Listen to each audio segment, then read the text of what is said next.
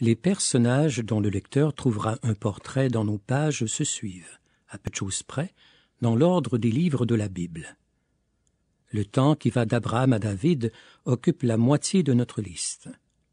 L'histoire de l'Israël des temps bibliques peut se découper comme suit. Les patriarches.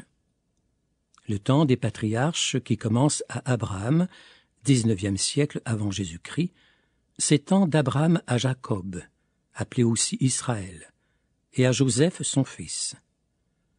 Joseph marque une rupture en s'installant en Égypte, où il est proche du Pharaon.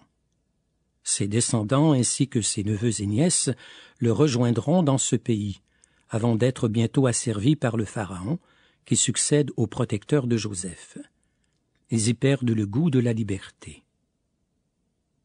De la sortie d'Égypte, vers 1250, à Canaan, terre promise, fin du XIIIe siècle.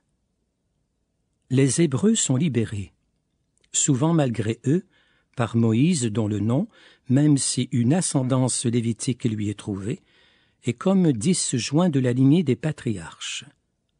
Commence sous sa conduite la marche de la liberté. Exode.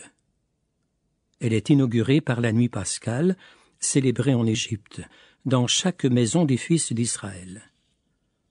Le prodige du passage de la mer Rouge authentifie la mission de Moïse. Dieu, au mont Sinaï, contracte alliance avec le peuple en lui donnant par Moïse sa loi. La traversée du désert conduit le peuple jusqu'au Jourdain, frontière que Moïse ne franchit pas. Il meurt en deçà de la terre promise, terre de Canaan. José le relève dans la conduite du peuple, qui l'amène à travers Canaan vers Sichem. Les tribus s'installeront de la Judée jusqu'aux sources du Jourdain.